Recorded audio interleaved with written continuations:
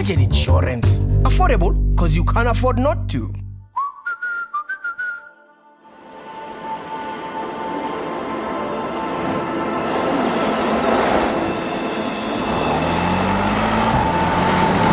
Hello! How you guys doing? Welcome to the inside of a Mercedes-Benz. This is the E63 S AMG, and I'm about to tell you many things about it. But not as many things as are in the press release, because then this would be an 18.5 long video. So I'm going to summarize. I'm going to give you the key points. That's my job. All right, here we go. AMG review in 3, 2, 1.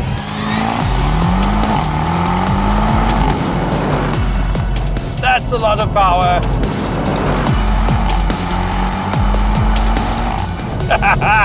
Right, so what are we dealing with here? 4-liter bi-turbo, twin-scroll turbos, engine pumping out 460 kilowatts and 850 Newton meters of torque. That is a lot, and that makes this one of the most powerful cars you can buy right now. Actually, it's just as simple as that. This is an extremely powerful and potent car. Mercedes-Benz have absolutely turned up the wick on this thing. 0 to 100, 3.4 seconds. I think it's faster than that, to be completely honest. And out in the real world, this is too much power.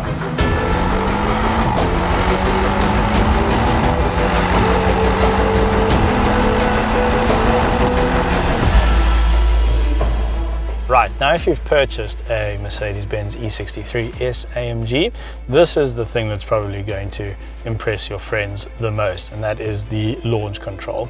The ability for this car to get off the mark and reach scary speeds in very little time. And to use the launch control is very simple.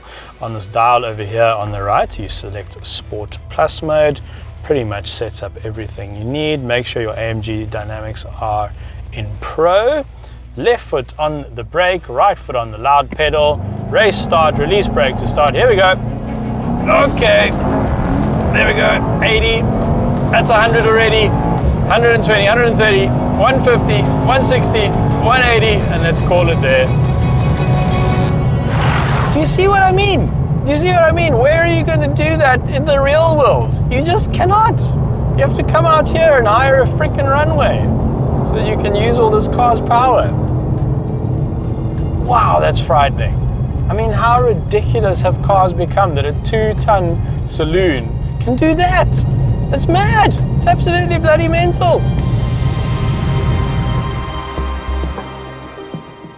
All that being said though, that launch doesn't feel particularly dramatic. The car is doing such a great job of harnessing all that power and putting it down into the road and creating forward momentum that you don't really have to think too much. You just pretty much have to hang on. And I said this in the RS6 review.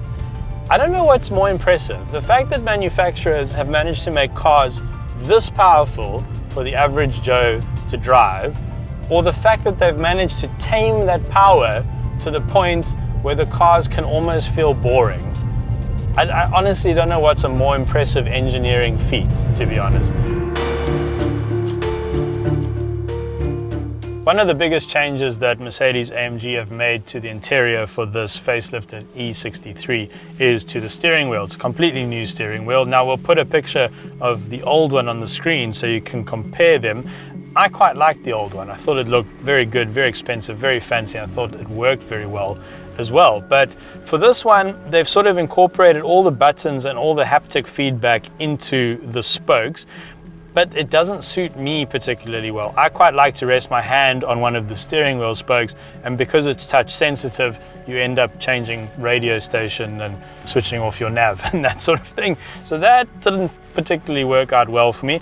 And then also I think because these are buttons, this moves around a lot and it doesn't feel particularly well put together. I mean, look how that is moving in its socket. It just don't feel like it's the sort of quality build that you'd expect from Mercedes-AMG. The one thing from a dynamic perspective that has been bothering me with this car is it feels like they've fiddled with the air suspension a little bit too much. It feels overly stiff, overly sensitive. I don't think it rides particularly well on rough surfaces, even when you do have it in comfort mode. And it's difficult to test this sort of thing out on this perfectly smooth runway, so it's difficult to comment on. But living with it over the last 6 or 7 days, that's definitely something that I noticed. And what's interesting is just before I was recording this video, I was recording the review of the Audi RS6. So driving them back to back has been extremely interesting. This car is not as well sound insulated as the RS6. You hear a lot more of little stones and things hitting the wheel arches. There's a fair bit more road noise. And I think the RS6 actually rides a bit better than this, generally speaking. And this is on 20s, and the RS6 we've got is on 22s.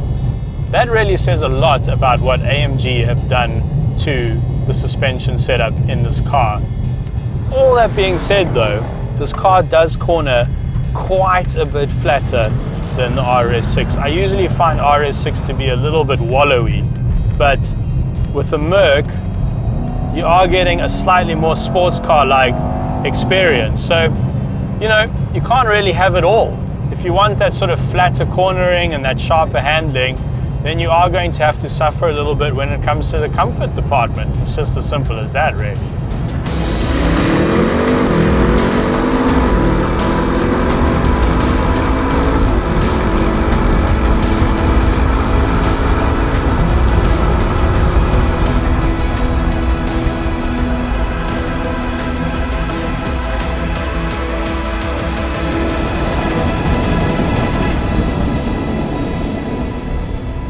So to pick up one of these, you're spending 2.5 million rand. 2.5 million rand. It's almost 500,000 rand more than an Audi RS6.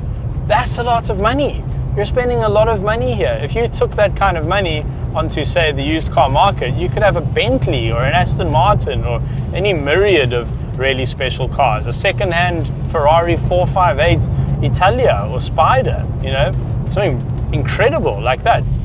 You can also buy a house, I suppose.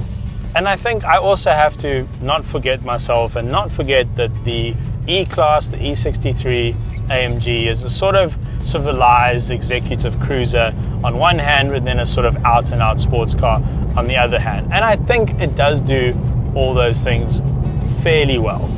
But for 2.5 million rand, I just don't think this car makes sense.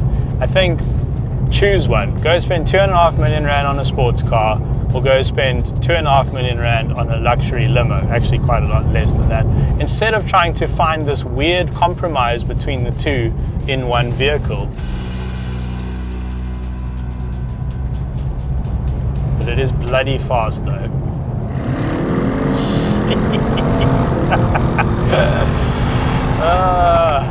I leave you on that exhaust note.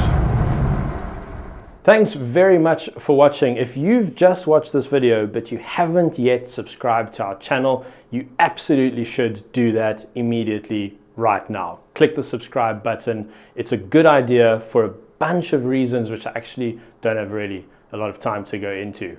But it's good. It's a good idea. Excellent. Thanks for watching. I said that already. Budget insurance. Affordable because you can't afford not to.